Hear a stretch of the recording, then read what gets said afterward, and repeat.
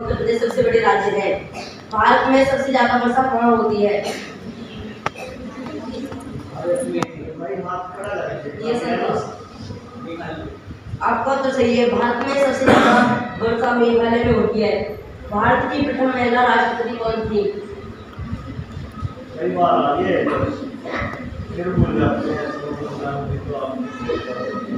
हैं वंदना।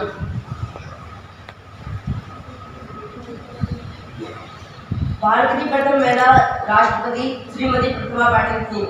भारत के वर्तमान उपराष्ट्रपति कौन है?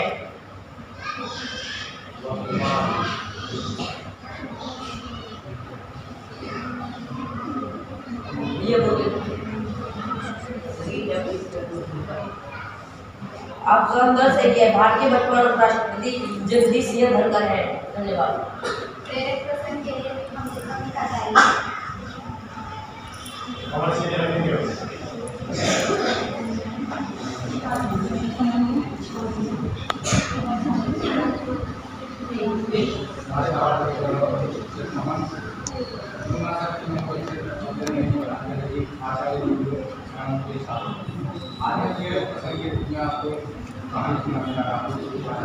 बोल क्यों रहे हो भाई?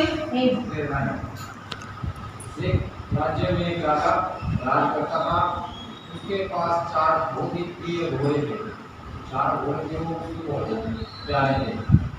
परंतु वो घोड़े जो थे बहुत ही जिद्दी, ऐसे अनट्रेंड से घोड़े थे, है ना, जिनको सिखाया नहीं गया था, उनके ऊपर कोई भी सवारी नहीं कर सकता था।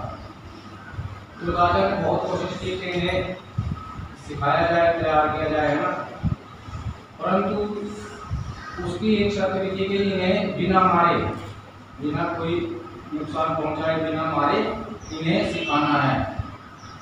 ऐसा कोई व्यक्ति उन्हें राज्य में नहीं मिला, इसलिए उन्होंने एक घोषणा कर दी कि जो भी मेरे 4 घोड़ों को बिना मारे ट्रेंड कर देगा, सिखा देगा, मैं उसे 1 लाख स्वर्ण मुद्राएं दूंगा।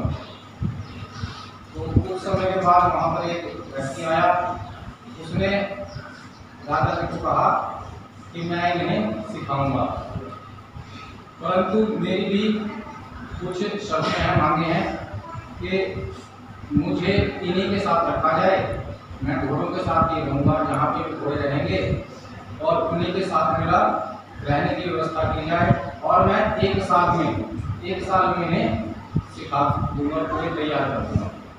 राजा ने उसकी शर्तों को मान लिया और उसकी व्यवस्था वहीं पे अस्पताल में कर दी। तो धीरे धीरे समय बीतता गया।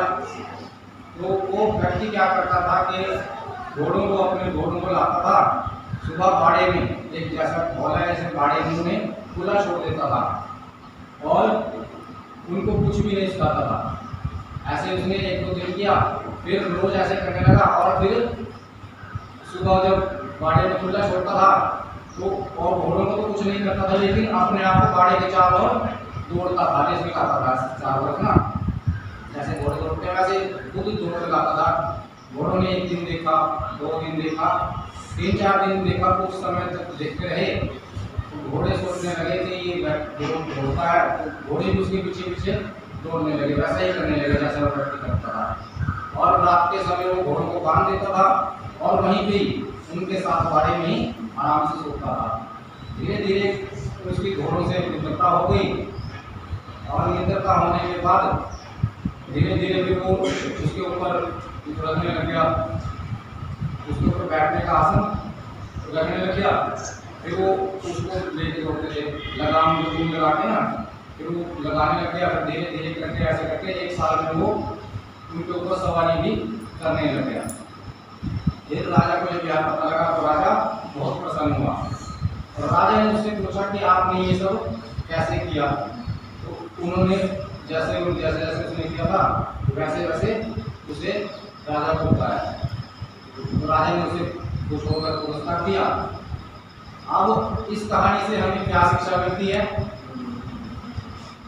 ये भी मिलती है वो शिक्षा, ये कहानी हमारे ऊपर खुद लागू होती है, ठीक है। जैसे हमारे शरीर में भी क्या है, कुछ भावनाएं होती है ना, तो ये जो घोड़े थे ये भावनाएं हैं, ठीक है। जैसे हो गया शोक, न क्रोध। ठीक है, एक क्रोध है, एक घोड़ा क्रोध के रूप में, एक चिंता है, एक गर्व है और एक जो है लालच। ये 4 घोड़े हैं और इन्हें जो नियंत्रित करने वाला, सिखाने वाली कौन है? बुद्धि, हमारी बुद्धि। हम अपनी बुद्धि से इन सबको वश में कर सकते हैं। ठीक है, और ये जो जैसे चिंता वैसे किसी भी उसका हल नहीं है समस्या का, परंतु अगर चिंता नहीं करेंगे तो समस्या भी हल होने वाली नहीं है, इसलिए दोनों तरफ से लागू होता है। इसी प्रकार क्रोध है, क्रोध भी किसको नुकसान पहुंचाता है? खुद को पहुंचाता है, परंतु जहाँ पे आपके अधिकारों का हनन हो रहा हो वहाँ पे क्रोध करना आवश्यक रहता है। कहीं पे कोई गाली क्रोध कर रहा हो या बुरी घटनाएं हो रही हो, वहाँ पे क्रोध आवश्यक रहता है। ठीक है, और उसके बाद जैसे गर्व है, तो गर्व और घमंड।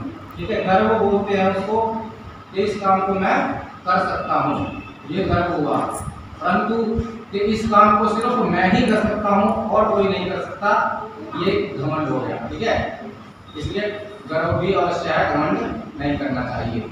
लालच, किसी प्रकार लालच है, लालच बुरी बला है, सबने सुना है लालच बुरी बला है, परंतु अगर ये लालच आपके ज्ञान के लिए हो, ठीक है, या अच्छी नीति से धन कमाने के लिए हो, तो लालच कोई बुरी बला नहीं है। धन्यवाद।